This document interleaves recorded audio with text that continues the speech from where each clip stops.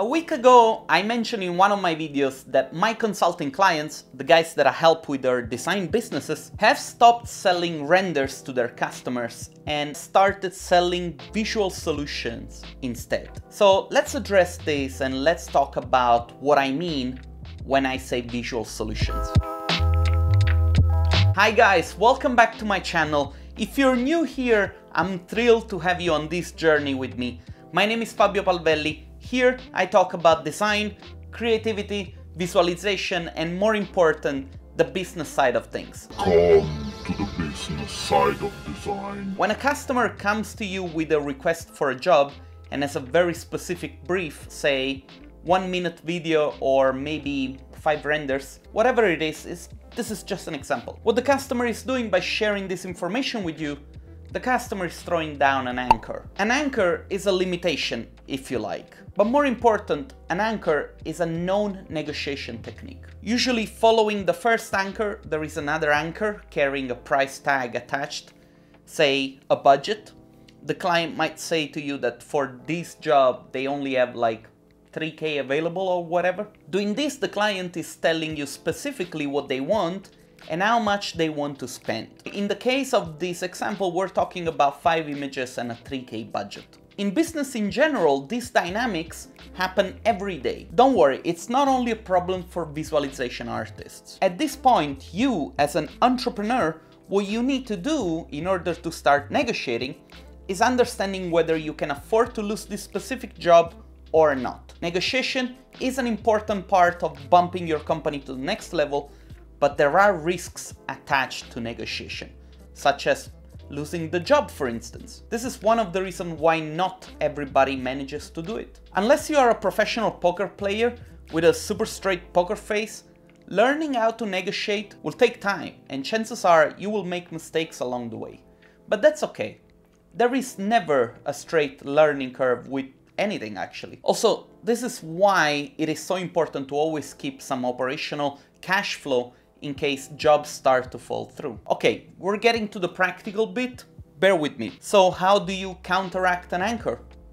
Well, you ignore it. An artist without much negotiation experience would just rush into closing the deal by either answering yes or no to that offer. The problem is that if you say yes, you are basically taking an order from a client. You are not really knowing what's going on, you have no idea about the possible variables of that project, you become very much dependent on the presence of your client on the job, and this means that the visuals you end up producing will heavily depend on what your client says, and you will miss the chance to actively art direct the project. On the other hand, if you say no, well, you're just missing a chance to get an extra job. So is there really no way to win? What you should do instead, before accepting to be working on a job, is to ask your customers to talk about their projects. Make them talk about their firm.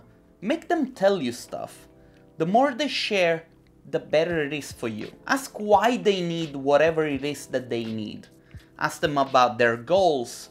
Maybe even ask them about the stuff that they don't like. Try to understand their aim and their objectives. Your goal is to serve your customers to the best of their interests. You might not care about this stuff, but you need this info to make a better project. Now, there might be the case that your customers need that specific amount of images or, say, video because they were commissioned by someone else, or because this might be part of a specific project, such as a brochure or a catalog. It can also be that the customer definitely does not give a shit about your ability to consult them and just want you to do what they say. That's okay, it is nothing personal. Nevertheless, make sure you know what's going on with your customers, because you need that information to countersell your own expertise. If your client has an idea and you genuinely feel to have a better one, make suggestions and get the conversation going. There is a video I did a while ago with Mike Golden.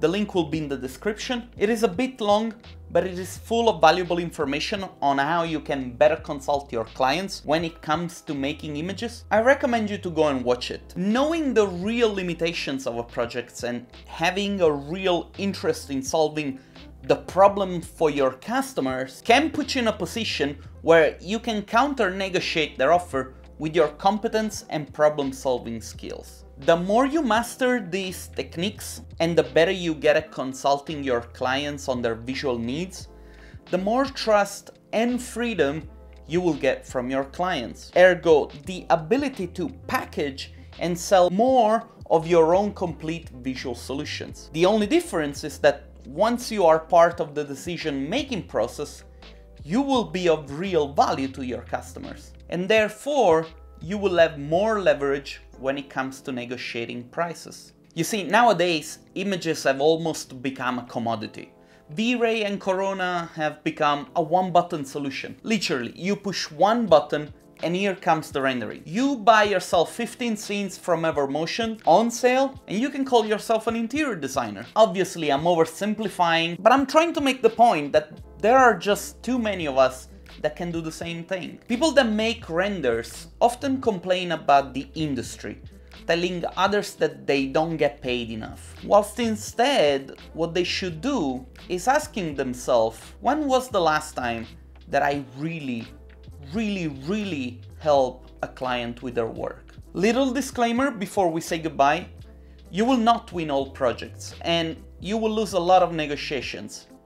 There will be projects that you will simply have to accept in order to make ends meet. But knowing the stuff that I told you in this video, it will push you slowly into the right direction, helping you making better decisions, helping you making better sales, understanding better your customer needs, and hopefully, with a little bit of time and patience, it will help you attracting better clients. Thanks a lot for watching. See you next time.